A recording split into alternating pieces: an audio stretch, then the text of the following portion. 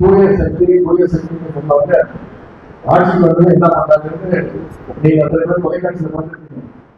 ஆட்சிக்கு வந்து 5வது நிமிஷமே அடுத்து ஆரம்பிச்சாங்க. சில கட்சிகளுக்கு முதல்ல சோஃபா போகும், சோஃபாவுக்கு பின்னாடி நம்முடைய முதலமைச்சர் தோட்டிக்கிட்டே போவார், சோஃபா தோட்டிக்கிட்டே போவார். அப்புறம் முதலமைச்சர் பின்னாலே அண்ணாதிராவிட சட்டமன்ற உறுப்பினர்களா ராஜினாமா கட்டத்தோடு அவங்களும் கீழே வரதெல்லாம் பார்த்துட்டு இருக்கோம். இன்னைக்கு இந்த காட்சியா தமிழ்நாட்டில் 1 மாசமாக ரிப்பீட் போட்ட தினமும் இது ஒரு செய்தியாக வந்துட்டு. அது மட்டும் இன்னைக்கு தமிழ்நாட்டில் என்ன பார்த்தாலும் பார்த்தீங்கன்னா மின்வெட்டு கரண்ட் கட்டுவாங்க. எனக்கு என்ன ஆச்சரியமா இந்த நேரம் வரைக்கும் இந்த மண்டபத்துல கரண்ட் கட்டாத ஜெனரேட்டர்ல ஓடிட்டு இருக்கு. அதுவும் குறிப்பா இந்த வடக்கு நாடு பகுதியில பல கிராமங்கள்ல நன்னீர்ல பவர் கட் ஆகிட்டு இருக்கு. அது பவர் அப்படின்னு இருக்கு. விவசாயிகள் இன்னைக்கு இதனால ரொம்ப பாதிக்கப்பட்டிருக்கிறாங்க. இன்னொரு செய்தி, நம்முடைய தலைவர் முதலமைச்சராக இருந்தோம் 2021ஆம் ஆண்டிலிருந்து 2025ஆம் ஆண்டு வரைக்கும் சரியா ஜூன் 12ஆம் தேதி அன்னைக்கு மேட்டூர்ல அணையிலிருந்து டெல்டா பாசனத்திற்காக தண்ணீரை நம்முடைய தலைவர்கள் ஒவ்வொரு ஆண்டும் சரியாக அந்த தேதியில் நடந்துச்சார். ஆனா இந்த அரசு இந்த மேட்டூர் அணையை ஜூன் 12ஆம் தேதி இன்னும் தொடக்கல. அதுபோல புதுவை சாகுபடிக்கு அவர் அறிவிச்ச ஸ்பெஷல் பேக்கேஜ் பத்தாயிரத்து இன்னைக்கு விவசாய அமைச்சரும் சாலையில் வந்து போராடிட்டு இருக்கிறாங்க. இது சட்டமன்றத்தில் சொல்றேன், முதலமைச்சர் சொன்னாரு திராவிட முன்னேற்ற கூட்டுக்காக விவசாயிகள் போராட்டத்தில் இருக்காங்க அப்படின்னு விவசாயிகளுடைய போராட்டத்தையும் கொச்சைப்படுத்தப்பட்டிருக்கிறார் இங்க இருக்கக்கூடிய நம்முடைய முதலமைச்சர். தேர்தல் அப்போ 5 ஏக்கர் வரைக்கும் பயிர் நடும் தள்ளுபடினு முதலமைச்சர் அவர்கள் தேர்தல் பிரச்சாரத்தில் வாக்குறுதிகள் கொடுத்தார். ஆனா அதெல்லாம் செஞ்சாரா அப்படிங்கிறத நீங்க யோசிச்சு பார்க்கணும்.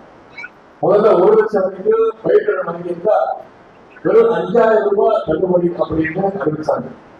அதுலயும் பாத்தீங்கன்னா சிறு விவசாயி குறு விவசாயிக்கு தரப்பிடிச்சாங்க. அதன் பிறகு 75,000 வரைக்கும் தள்ளுபடின்னு சொன்னாங்க. அது இப்போ ஒரே வீட்டுல 2 பேர் 3 பேர் கடன் வாங்கியிருந்தாலும் அரசு ஊழியர்கள் ஆசிரியர்கள் பென்ஷன் வாங்க இருந்தாலும் அவங்களுக்கெல்லாம் பயிர்கள் தள்ளுபடி இல்லைன்னு அறிவிச்சிருக்காங்க. இது எல்லாத்தையும் விட மிகப்பெரிய ஒரு பொருளை சட்டம் ஒழுங்கு செய்வது. இன்னைக்கு தமிழ்நாட்டுடைய சட்டம் ஒழுங்கு எந்த அளவு இருக்கு நமக்கு தெரியும். ஒரு அதர்மாநிலத்துல படுகொலைகள் இன்னைக்கு ஆட்சி அவர்கள் தெரிவிக்கிறாங்க. இதையெல்லாம் கணக்கு சார்பாக சட்டமன்றத்துல நாங்கெல்லாம் பேசணும். ஆனா அதற்கெல்லாம் பதில் சொல்லக்கூடிய முதலமைச்சர் அதெல்லாம் பதில் சொல்லாம பாத்தீங்கன்னா ஒரு பதிலும் கிடையாது. ஆளுங்கட்சிகள் சட்டசபையில என்னென்ன கூட்டல் சார்ந்து நீங்க அதற்கு தொலைக்காட்சியில் பார்த்துருப்பீங்க.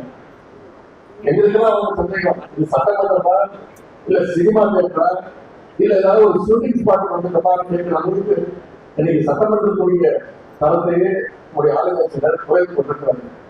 ஆனா எதற்கெடுத்தாலும் திமுக தான் காரணம் அப்படிங்கிறத ரெடிமேட் பதிலாக இன்றைய ஆட்சியாளர்கள் வச்சிருக்கிறாங்க. நம்முடைய தலைவர் செஞ்ச பணிகளாக நல்லது நடந்தா அதற்கும் சேர்ந்து ஆட்சியாளர்கள் இன்னைக்கு சிக்கல் பண்ணிக்கிறாங்க. அதுவே பிரச்சனைனா திமுக தான் காரணம் அப்படிங்கிற ரெடிமேட் பதிலையும் கொண்டிருக்கிறாங்க. அது மட்டும் இல்ல, நம்முடைய தலைவரை சிறுவப்படுத்தல் அப்படிங்கிற நோக்கத்தோடு அப்படிங்கிற பெயர்ல நம்முடைய தலைவரை முதலமைச்சர் கேள்வி கொண்டிருக்கிறார் என்றும் சட்டமன்றத்துல பேசினார். நம்ம தலைவர் என்னைக்கும் தேடி கண்டுபிடிக்கிற இடத்திலிருந்து நம்முடைய தலைவர் ஏற்பதே கிடையாது. மிசா டைம்ல தலைவரை தேடி போலீஸ் கோபாலம் இல்லத்துக்கு 40 கைது செய்வதற்கு அன்னைக்கு வந்தாங்க. அப்போ கலைஞர்கள் சொன்ன பதில், என்னுடைய மகன் கழக நிகழ்ச்சிக்காக வெளியூர் போயிருக்காரு, வந்ததும் நானே இவற்றை அனுப்பியிருக்கிறேன்னு சொன்னவர் தான் டாக்டர் கலைஞர் அவர்கள். கலைஞர் சொன்னபடி கழக பணி முடிஞ்சு நம்முடைய தலைவர் உடனடியாக காவல் நிலையத்துக்கு அனுப்பி வச்சார். இன்னைக்கு மகளிர் உரிமை திட்டத்தின் மூலமாக, புதுவை பெண் திட்டம், தமிழ் புதுவை திட்டம் மூலமாக, நான் முதல்வர் திட்டங்கள் மூலமாக இன்னைக்கு எங்களுடைய தலைவர் நம்முடைய தலைவர் தமிழ்நாடு முழுக்க இருக்கிறார், எங்கும் நிறைந்திருக்கிறார் நம்முடைய தலைவர். தினமும் மக்களோடு மக்களாக இருக்கக்கூடியவர் நம்முடைய தலைவர்கள், மக்களுடைய இதயத்தில் இருக்கக்கூடியவர் நம்முடைய தலைவர்கள். ஆனா அதே நேரத்தில் சென்னையில் இருக்கக்கூடிய நம்முடைய முதலமைச்சருடைய தொகுதி பெரம்பூர் தொகுதி மக்கள் என்ன சொல்றாங்க, நாங்கெல்லாம் தெரியாத ஒன்று தெரியாதமா ஜெயிக்க வச்சுட்டோங்க, அவர் எங்க போறாங்க யாராவது பாத்தீங்கன்னு கேட்கிற அளவுக்கு பெரம்பூர் சட்டமன்ற தொகுதி மக்கள் புகழ்விட்டுருக்காங்க. இந்த ஆட்சியில ஒட்டுமொத்த தமிழ்நாடு காலம் தேடிட்டு மின்சாரத்தை தேடிட்டு இருக்கு.